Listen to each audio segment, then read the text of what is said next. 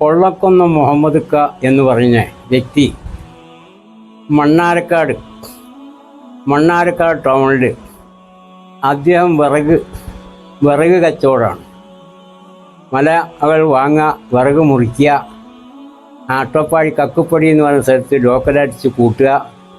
ഞങ്ങളുടെ കുട്ടികൾക്ക് പഠിക്കാൻ പോകാൻ ഉടുക്കാൻ തുണിയില്ല, കഞ്ഞിയില്ല എന്ന് പറയും പെണ്ണുങ്ങൾ. അപ്പോൾ പറയുമ്പോൾ നിങ്ങൾക്ക് ആണുങ്ങളൊന്നുമില്ലേ, പണി എന്തോരത്തിന് പോയിക്കൂടെ, പണികളൊന്നും ഇല്ലേ, ആ കാര്യമൊന്നും പറഞ്ഞിട്ട് കാര്യമില്ല, കുട്ടികൾ ഞങ്ങൾ എന്താ ചെയ്യുക എന്ന് പറയും. നമ്മൾക്ക് ഒരു അമ്പലമാണെങ്കിലും ഒരു പള്ളിയാണെങ്കിലും അത് കൊണ്ടുവരാൻ ഒരു നിമിത്തങ്ങൾ വേണം. ഒരു ഉപദേശപ്രകാരമേ ഒരു അമ്പലമാണെങ്കിലും ഒരു പള്ളിയാണെങ്കിലും വരുള്ളൂ. അല്ലാതെ നമ്മൾക്ക് തോന്നുന്ന പോലെ തോന്നുന്ന സ്ഥലത്ത് ഒന്നും കഴിയൂല. അതുപോലെ തന്നെ നമുക്കൊരു വീടുണ്ടാക്കണം എന്ന് കുറേ പണങ്ങൾ നമ്മളിലുണ്ടെങ്കിലും ഒരു വീട് വെക്കണം എന്ന് വരുമ്പോൾ മറ്റൊരു വീട് കണ്ട് ഐശ്വര്യപ്പെട്ട് അതിൻ്റെ പ്ലാൻ ഇഷ്ടപ്പെട്ടാൽ ആ പ്ലാനിലാണ് നമ്മൾ ഓരോ വീടുകൾ ഇവിടെ പണിയെടുക്കുന്നത്. എന്നുപോലെ ഈ അമ്പംകുന്ന് ഈ യത്തീംഖാന വരാൻ കാരണം, ഈ അലമി യത്തീംഖാന അമ്പംകുന്ന് വരാൻ കാരണം ഉണ്ട്. കാരണമില്ലാതെ ഇവിടെ വരില്ല. അതിന് ഉപദേശങ്ങളുണ്ട്. ആ ഉപദേശപ്രകാരം ആണ് ഈ അമ്പംകുന്ന് യത്തീംഖാന അലമി യത്തീംഖാന ഇവിടെ വരാൻ കാരണം. എന്താണ് ഉപദേശം എന്ന് ചോദിച്ചാൽ, കൊള്ളക്കൊന്ന മുഹമ്മദ് ക എന്ന് പറഞ്ഞ വ്യക്തി മണ്ണാർക്കാട് ടൗണിൽ അദ്ദേഹം വിറക് കച്ചവടമാണ്. മലകൾ വാങ്ങുക, വിറക് മുറിക്കുക, അട്ടപ്പാടി കക്കുപ്പടി എന്ന് പറയുന്ന സ്ഥലത്ത് ലോക്കലടിച്ച് കൂട്ടുക. അവിടെ നിന്ന് വേനൽക്കാലം 6 മാസം അവിടെ ലോക്കലടിച്ച് കൂട്ടുക, അവിടെ നിന്ന് കയറ്റി കോയമ്പത്തൂർക്ക് കൊണ്ടുപോവുക. ഇതാണ് അദ്ദേഹത്തിൻ്റെ ഒരു ബിസിനസ്. ഈ ബിസിനസ് എടുത്ത് വരുമ്പോൾ മണലടി എന്ന് പറഞ്ഞൊരു പള്ളിയുണ്ട്.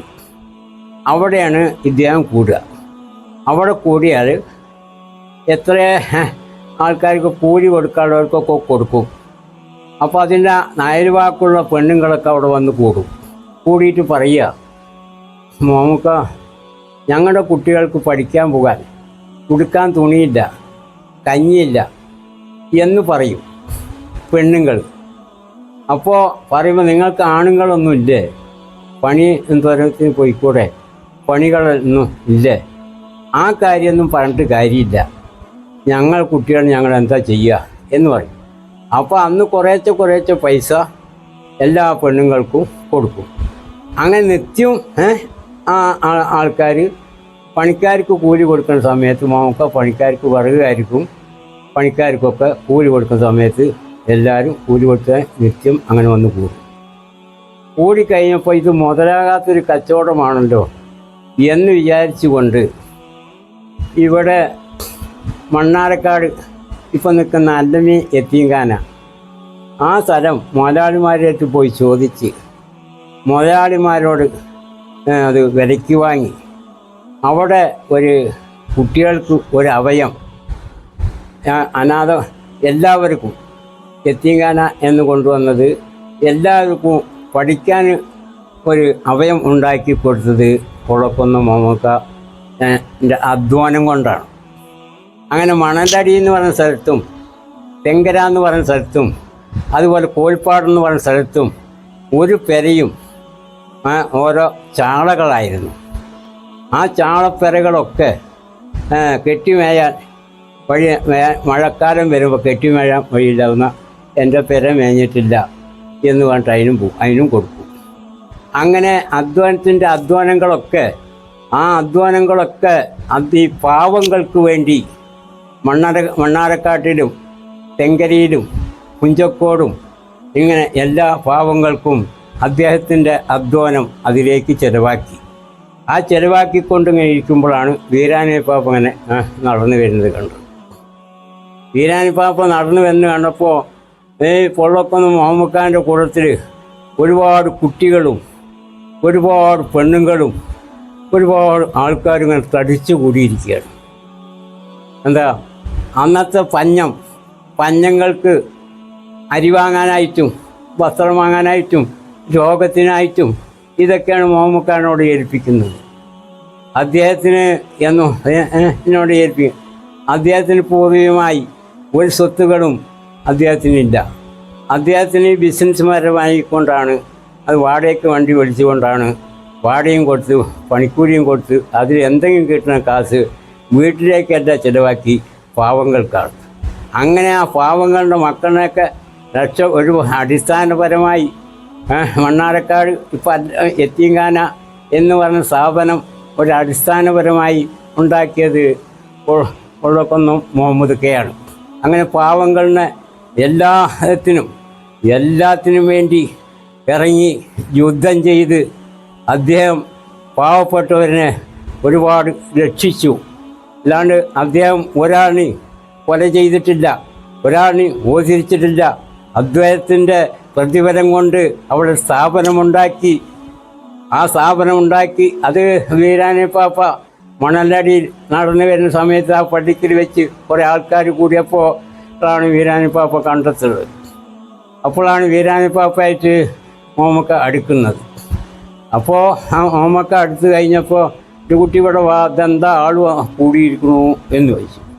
അപ്പോൾ പറഞ്ഞു, ആള് ഇങ്ങനെയൊക്കെയാണ് പാപ്പ ഓരോരുത്തർ പറയുന്നു, എൻ്റെ ഒരു സ്വത്തും മുതലൊന്നുമില്ല, ഞാനിങ്ങനെ ചെറിയ ബിസിനസ് ചെയ്ത് പോണാണ്, അതിന്ന് കിട്ടിയതൊക്കെ ഞാൻ ഇങ്ങനെ പങ്കുവെച്ച് കൊടുക്കുന്നുണ്ട്, അതിനല്ലാതെ എനിക്കും സ്വത്തും മുതലൊന്നുമില്ല, ഞാനും ഒന്നും ഉണ്ടാക്കിയിട്ടില്ല, ഞാനത് പങ്കുവെച്ച് കൊടുക്കുകയാണ്.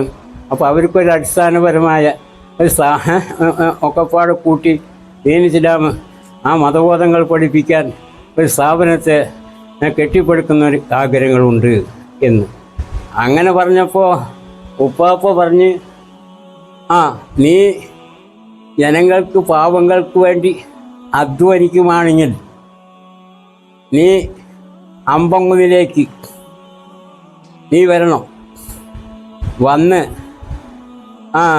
ഞാൻ പറയുന്ന സ്ഥലത്ത് നീ ഇതേപോലെ ഒരു 10 മക്കൾക്ക് ഒരു അധീനം അവിടെ ഉണ്ടാക്കണം എന്ന് മുഹമ്മദ് ഖാനോടെ പറഞ്ഞിട്ടുള്ളൂ.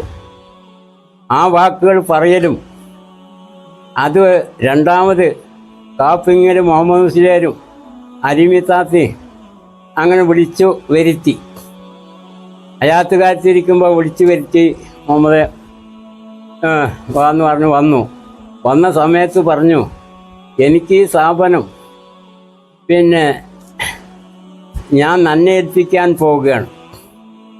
ഇത് ഇപ്പോൾ കിടക്കുന്ന അമ്പങ്കുന്ന് വീരാനിപ്പാപ്പാൻ്റെ ഈ ദർഗ നീ നന്നെ ഏൽപ്പിക്കാൻ പോവുകയാണ്. അപ്പോൾ അങ്ങനെ പറയുന്നു. അത് വില പറഞ്ഞു, അഡ്വാൻസ് കൊടുത്തു എന്ന് പറയുന്നു. അങ്ങനെ എടുക്കാമെന്നും പറഞ്ഞു. പിന്നെ പറഞ്ഞു, അലീമത്താത്ത പറയുണ്ടായി, മുഹമ്മദ് ഞാൻ എൻ്റെ മക്കളായിട്ട് ഇത് വിട്ടു പോണില്ല, നീ ഈ ഭാഗത്ത് നീ ഇവിടെ ഒരു യത്തീംഖാന ഇതാ എന്ന് പറഞ്ഞ് കൈ കൊണ്ട് ചൂണ്ടിക്കാണിച്ച് ഇവിടെ കൊടുത്തു. അവിടെ അവരുടെ ഉപദേശം അലീമത്താത്താൻ്റെ കാപ്പിങ്ങനെ മുഹമ്മദ് മുസ്ലിൻ്റെ ആ ഉപദേശപ്രകാരം അത് ചൂണ്ടിക്കാണിച്ചു കൊടുത്തു. അവിടെ ഈ അദ്ദമി യത്തീംഖാനയ്ക്ക് അഡ്വാൻസ് കൊടുത്തത് അലീമത്താത്താൻ്റെ മകൻ സെയ്തലവി, അദ്ദേഹമാണ് ഈ അദ്ദമി യത്തീംഖാനയ്ക്ക് അഡ്വാൻസ് കൊടുത്തത്. അങ്ങനെ ഈ സ്ഥാപനം മുഹമ്മദ് ഖാൻ ലത്തീഫ് വിളക്കൊന്ന മുഹമ്മദ് ഖാൻ്റെ ലത്തീഫ് അദ്ദേഹത്തിന് ആണ് പിന്നെ ഇതിന് ആഗ്രഹങ്ങൾ വന്നു. മക്കൾ കുറേ ഉണ്ട് കണ്ടല്ല, അദ്ദേഹത്തിന് എന്താ ആഗ്രഹങ്ങൾ വന്നു, ഇങ്ങനെ വാപ്പ പോയ വഴിക്ക് എനിക്കും ആ മാർഗം കൂടെ പോകുന്നതാണ് നല്ലതെന്ന് അങ്ങനെ ലത്തീഫാച്ചി കൊളക്കുന്ന മോക്കാൻ്റെ ലത്തീഫാച്ചിക്ക് വാപ്പ പോയ വഴിക്ക് പോകുന്നതാണ് ആഗ്രഹങ്ങൾ വന്നു. അല്ലാണ്ട് ഒരാളുടെ സ്വത്തിനോ ഒരാളുടെ മുതലിനോ അല്ലെങ്കിൽ ഒന്നിനും ലത്തീഫാച്ചിക്ക് ആഗ്രഹം വന്നില്ല. ഈ പൊള്ളക്കുന്ന മോക്കാക്കും തന്നെ ഒരു സംഗതിക്കും ഇവിടെ ഇത്രയൊക്കെ അധ്വാനിച്ച് കോഴിപ്പാടം, തെങ്കര, മണലടി, മണ്ണാരക്കാട് എന്ന് പറഞ്ഞ സ്ഥലത്ത് എന്നാണ് വീട് വന്നത്, എന്നാണ് കഞ്ഞി കുടിക്കാരായത്, എന്നാണ് അന്തസ്സായത്? അവിടെ കുഞ്ഞമ്മമാരാൻ്റെ അബ്രഹാം മേശിരി, മുഹമ്മദ് മേശിരി ഇങ്ങനെ എത്ര ആൾക്കാരൊക്കെ കുഞ്ഞമ്മമാരാൻ്റെ അട്ടപ്പാടി കാര്യസ്ഥന്മാരാണ്. അതുപോലെ എത്ര കാരണന്മാർ അവിടെ മുഹമ്മക്കാരനോട് ഓരോ കാര്യങ്ങളും ചോദിക്കലും പറയലും ഉണ്ടായി. മൂപ്പൻ്റെ തലമുറയ്ക്കും മൂപ്പൻ്റെ മക്കളുടെ തലമുറയ്ക്കും ഇവിടെ രാജഭരണങ്ങളും ഈ രാജകിരീടവും വെക്കാൻ വേണ്ടി കൊള്ളക്കൊന്നും നമുക്ക് പണിയെടുത്തില്ല. പാവങ്ങൾക്ക് വേണ്ടി, എത്രയോ പാവങ്ങൾക്ക് വേണ്ടി ഈ നാട്ടിൽ ഇന്നും അറിയുന്നവരും അറിയാത്തവരും കൊള്ളക്കൊന്നും മുഹമ്മദ് തേണ്ടം അധ്വാനം ചെലവാക്കി എന്ന് അറിയുന്ന എത്രയോ ജനങ്ങൾ ഈ നാട്ടിലുണ്ട്.